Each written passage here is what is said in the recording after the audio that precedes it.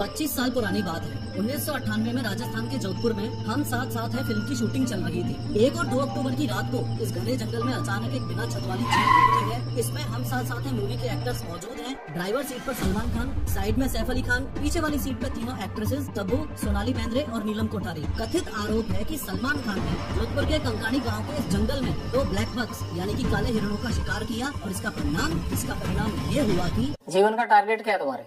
लक्ष्य तो सर सलमान खान मारना जी, और कोई लक्ष्य नहीं है। आज 3D एनिमेशन की मदद से समझो कि जो सलमान खान 5 साल पहले ब्लैक बक कोचिंग केस की सफाई कुछ ऐसे देते थे। अब मैं चाहता हूँ कि आज जनता के सामने एक बार ये बताएं कि आखिर किस्सा क्या था, हुआ। इस केस को लड़ेंगे मेरिट पर कोर्ट में और जीतेंगे कोर्ट में, क्योंकि सर केस ही नहीं है। आज उनके शुभ चिंतकों की ये हालत कैसे हुई? मेरे सलमान भाई की तरफ से मैं माफी मांगती हूँ। मैं माफ कर दो भैया। मैं लो भाई, मैं सलमान खान की तरफ से मैं बिश्नोई समाज से माफी मांगती हूँ कि भैया माफ कर दो। और मोस्ट इम्पोर्टेंटली एक जेल में बंद बैठा हुआ गैंगस्टर लॉरेंस बिश्नोई आखिर कैसे सिद्धू मूसेवाला को जान से मरवा सकता है, कैसे इंडिया में 1000+ शूटर से कनेक्टेड है और कैसे बैंकॉक और थाईलैंड तक इसकी गैंग्स फैली हुई है। लेकिन सबसे पहले ये समझते हैं कि लॉरेंस बिश्नोई एक स्टूडेंट से गैंगस्टर कैसे बन गए। बात 12 फरवरी 1993 की है। फिरोजपुर पंजाब के एक गांव में लॉरेंस का जन्म हुआ। लॉरेंस के पिताजी हरियाणा पुलिस में नौकरी करते थे और 1997 में रिटायर होकर खेती का काम संभालने लगे। 1 साल बाद अक्टूबर 1998 में अब लॉरेंस 5.5 साल का हो गया है और ऑब्वियसली उसे कोई अंदाजा भी नहीं है कि एलिजिडली जोधपुर में इस दौरान सलमान खान 2 ब्लैक बक्स का शिकार कर रहा है और 25 साल बाद इसी बॉलीवुड के भाईजान को मारना उसकी जिंदगी का इकलौता मकसद रह जाएगा। खैर 12th पास करके 2010 में Lawrence Bishnoi DAV college Chandigarh में लॉ में ग्रेजुएशन करने के लिए चला गया। रिपोर्ट्स ये भी कहती हैं कि 10वीं में लॉरेंस बिश्नोई एक लड़की को काफी पसंद करता था और 12th पास करते करते ये एक रिलेशनशिप में आ चुके थे। DAV कॉलेज चंडीगढ़ में लॉरेंस बिश्नोई ने अकेले नहीं बल्कि अपनी गर्लफ्रेंड के साथ ही एडमिशन लिया था आगे की पढ़ाई के लिए। कॉलेज में काफी पॉपुलर होने की वजह से लॉरेंस ने स्टूडेंट सिलेक्शन में खड़ा होने का डिसीजन लिया और अपनी party student organisation of Punjab University यानी सोपू बनाई। इलेक्शन के दौरान लॉरेंस की मुलाकात हुई गोल्डी ब्रार से। ये वही गोल्डी ब्रार है जिसने सिद्धू मूसेवाला को मारने की जिम्मेदारी ली थी और पुलिस के अनुसार फिलहाल कनाडा में बैठे बैठे ही इंडिया में अपनी गैंग्स रन करता है। खैर काफी मेहनत के बाद भी लॉरेंस बिश्नोई ये इलेक्शंस हार गया और चूंकि अपोजिशन पार्टीज के बंदों के साथ उसकी दुश्मनी चलती ही रहती थी इसलिए उसने एक गन खरीद ली। लॉरेंस बिश्नोई की दुश्मनी कॉलेज में बढ़ती गई और जनवरी 2011 में धीरे धीरे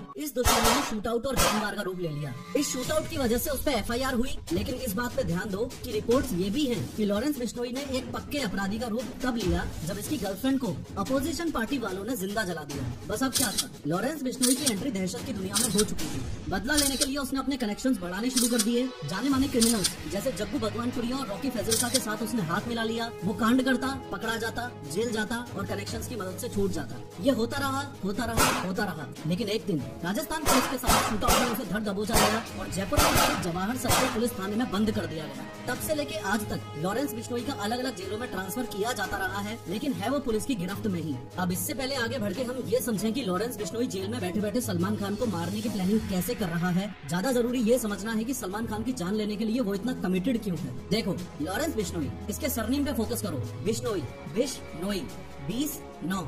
जी हाँ, ये बिश्नोई कम्युनिटी 20 और 9 यानी 29 नियम को फॉलो करती है। मान्यता यही है कि असली बिश्नोई वही है जो इन 29 रूल्स को फॉलो करता हो। इन 29 रूल्स में से कुछ रूल्स ये भी हैं कि दारू नहीं पीनी है, अमावस्या को व्रत रखना है, नीले कलर के कपड़े नहीं पहनने हैं, सुबह सूर्योदय होते ही नहाना है एंड मोस्ट इम्पोर्टेंटली जानवरों और पर्यावरण को सुरक्षित रखना है। इस 5वें पॉइंट की इम्पोर्टेंस आप इस इमेज की मदद से भी समझो। एक बिश्नोई महिला एक हिरण को स्तनपान करवा रही है। ये ब्लैक बक्स आपके और मेरे लिए एनिमल्स हो सकते हैं, लेकिन बिश्नोई समाज के लिए पालतू और पूजनीय है। लोग इस बात के लिए बिश्नोइयों को प्रेज भी करते हैं। जब दुनिया को ग्लोबल वार्मिंग का ग मालूम नहीं था, सदियों से ये मेरा बिश्नोई समाज के लोगों ने पर्यावरण की रक्षा के लिए बलिदान दिए।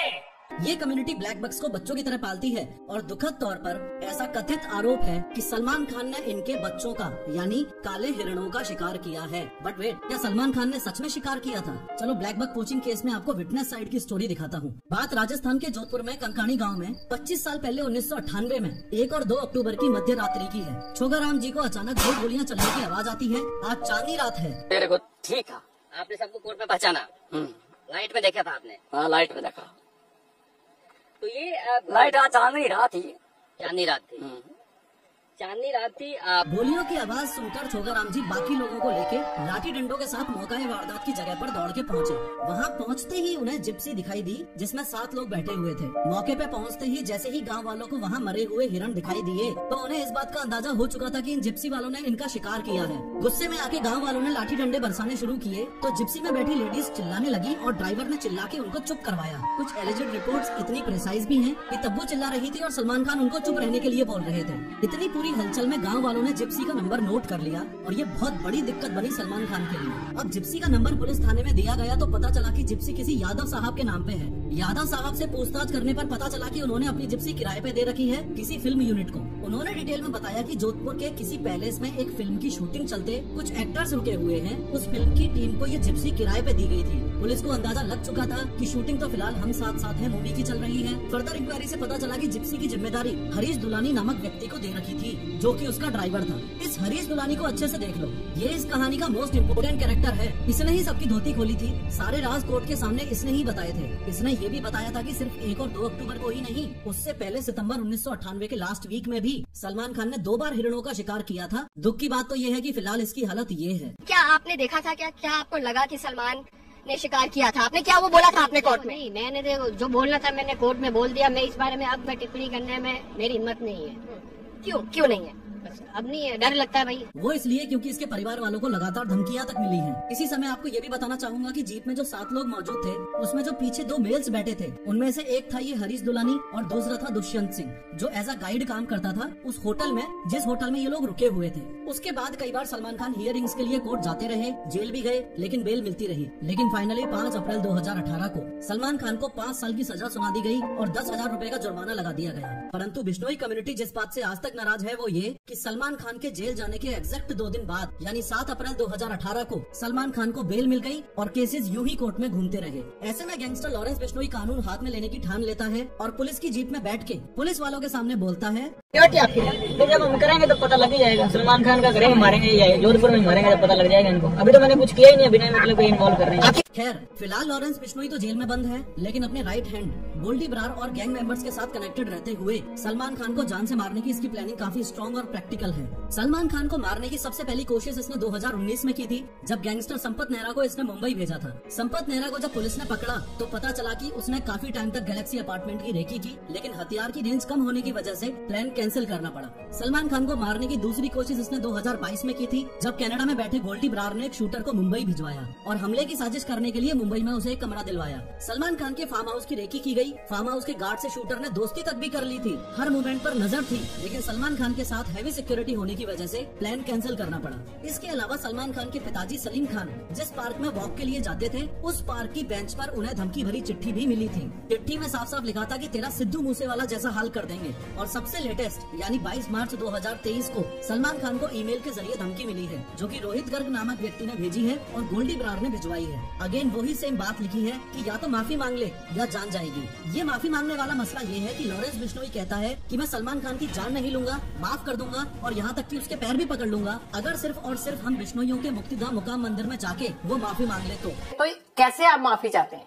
सर हमारे बिश्नोइयों का मंदिर है मुकाम, मुक्तिधाम मुकाम एक मंदिर है हमारे बिश्नोइयों का, बस वहाँ जाके हमारे मंदिर में जाके माफी मांग ले। देखो ये है वो मुक्तिधाम मुकाम मंदिर जो कि राजस्थान में बीकानेर जोधपुर स्टेट हाईवे के पास स्थित है। खैर धमकियां मिलने के बाद गवर्नमेंट की तरफ से सलमान खान को Y+ सिक्योरिटी दे दी गई है। आर्म्स लाइसेंस के अंडर एक पर्सनल रिवॉल्वर उनके पास है और निसान की हाई सिक्योरिटी बुलेट प्रूफ गाड़ी पर अपग्रेड कर लिया गया है। Y+ सिक्योरिटी का मीनिंग है कि इसमें 11 सिक्योरिटी पर्सनल इन्वॉल्व होंगे जिसमें से 2 PSOs यानी personal security officers rotational basis पे हर वक्त आसपास रहेंगे और 1 या 2 NSG कमांडोज भी रहेंगे। कहानी का तात्पर्य ये है कि सलमान खान माफी मांगने के लिए रेडी है नहीं और लॉरेंस बिश्नोई गैंगस्टर है तो उससे पीछे हटने की उम्मीद कर भी नहीं सकते। एलिजिडली जहाँ पे सलमान खान ने ब्लैक बक्स को मारा था वहाँ बिश्नोई समाज ने ऐसा स्मारक बनवा दिया है। और लॉरेंस बिश्नोई के व्यक्तित्व का दूसरा पहलू ये भी है कि कथित तौर पर वो एक देश प्रेमी है। जब छोटा था तो गाँव में बच्चों को नशा करने से रोकता था। गांव के बच्चे को नशा करने के लिए वो बहुत रोकता था, कोई गलत काम करने के लिए रोकता था। एक उसका बोलने का ढंग बहुत अच्छा था। शहीद भगत सिंह को अपना रोल मॉडल मानता है और कहता है कि अगर जेल से छूट गया तो गायों की सेवा करेगा। कभी बाहर आए तो गौशाला बनाएंगे, गायों की सेवा करेंगे और कोई एजेंडा नहीं है बाहर। फिलहाल हम सब के लिए जरूरी बात यह है कि लॉरेंस बिश्नोई जैसे गैंगस्टर्स के क्राइम्स को ग्लोरीफाई ना किया जाए और देश का युद्ध इस दिशा में ना बढ़े। और दूसरी सोचने वाली बात यह है कि हमारा सिस्टम इतना ज्यादा फ्लॉड है कि पुलिस की निगरानी में जेल में बैठे बैठे ही लॉरेंस बिश्नोई अपनी पूरी गैंग्स के साथ कनेक्टेड है, क्राइम्स करता जा रहा है और उसके शब्दों में कुछ इस तरीके से घपले हो रहे हैं। फोन कैसे आ जाता है अंदर? बाकी साथियों के पास भी है, आपके सबके पास फोन ना? नहीं, फोन सर दीवार के ऊपर से फेंकवा लेते हैं जी। रुको, मैंने इस वीडियो में एक्सप्लेन किया है कि आजकल यंग इंडियंस में हार्ट अटैक्स क्यों आ रहे हैं, जरूर देखो।